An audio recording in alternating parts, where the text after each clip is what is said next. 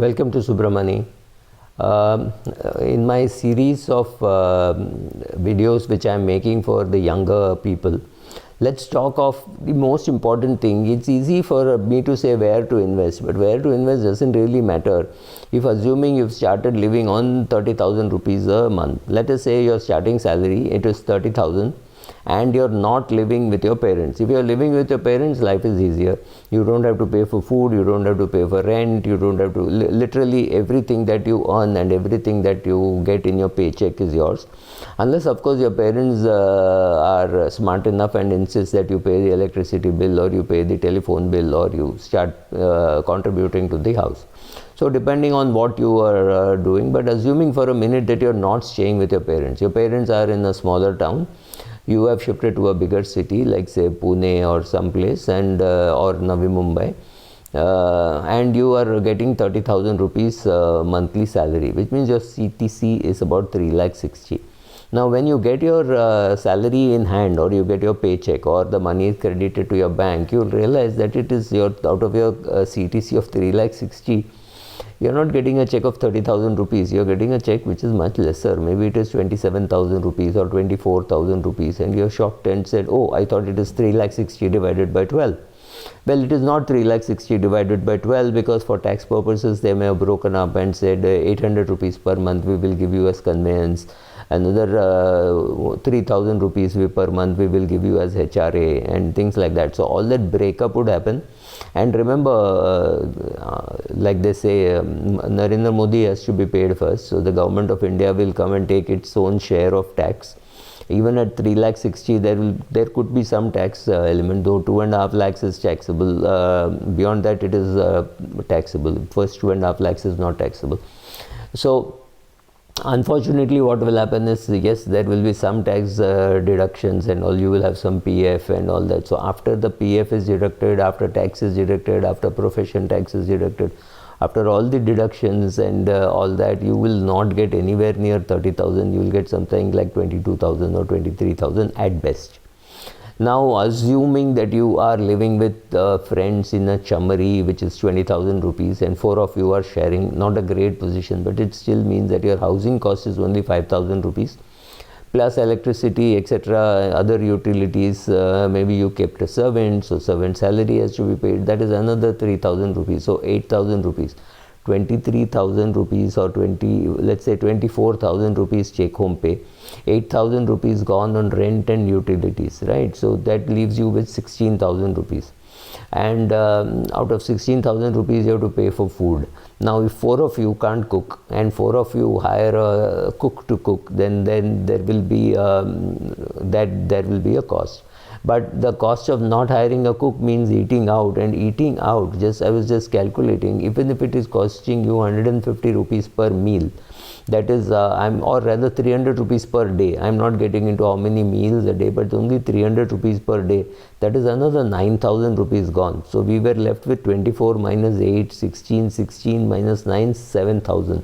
In 7,000 you have to meet your transport costs. So your transport costs can never be zero in a city, and so that is taking away maybe 5,000 rupees. That leaves you with only 2,000 rupees of money, which is enough to pay your telephone bill and your entertainment and everything. So this is really a very tight amount of money. So it's very important that the only place where you can crush this is in the eating. So what happens is, try getting your own kitchen, try getting your own groceries and cooking. It will dramatically bring down from 9,000 to maybe 6,500 or 7,000. That is a 2,000 rupees saving. That is the only place where I think you can save money given these kind of numbers. Or you have to wait for your salary to go up. This is assuming that you don't have to send any money home to your parents, etc. Now if you are in that category that you have to send money to your parents, that will make it even more difficult, because then the only place from where this can come is by cutting down your food expenses, because your rent is not negotiable, your utilities is not negotiable, you are using electricity, you are using a servant, so you will have to bear a portion of that. There's no landlord who's saying I'll bear your electricity expenses, right? So unless you're staying as a paying guest in a house which includes breakfast, and you have very heavy breakfast and you skip lunch, and that's how you try to save money. Now amidst all this comes in Subramani and tells you, you need to also invest some money. I mean, investing, from where is investing going to happen? So two things you can do is start a bank recurring deposit, because you want to have some income, which is rather you have to have some cash which is necessary for an emergency.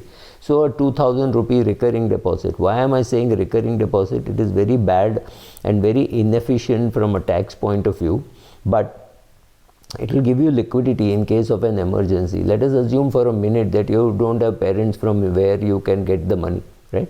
So your parents are dependent on you, or at least your parents are not in the position to send you money in case you want. Maybe they are not dependent on you, maybe they are independent, but they are still not so well off that they will be able to give you money. So you need to build an emergency fund. So out of this very tight 30,000 rupees per month on which you're spending, we saw the breakup how you're spending. You need to save at least 2000 rupees a month for the next 10-12 months, by which time hopefully your salary will go up, or you will learn to cook and you will have your own kitchen, you will have control over that. That dramatically reduces your cost, and then you will be able to find some money to save stroke invest. This is again assuming no vacation, not even going out with friends. Imagine going out with friends one day and 4 of you spending 6,000 rupees. That is 1,500 rupees gone. It is so tight that month you will not even be able to do your recurring deposit, because most of your other expenses are fixed. If you are eating out, you will spend at least 300 to 350 rupees per day eating out. That is fairly obvious, because you're going to have your morning tea and breakfast and then lunch and then something in the evening, chai and some snacks and some dinner. So catching up all this for 300 rupees is not going to be very easy, however frugally you live and wherever you eat. And then you might have to compromise on the quality of food that you eat. So you have to be careful. You have no place again for fruits or anything like that.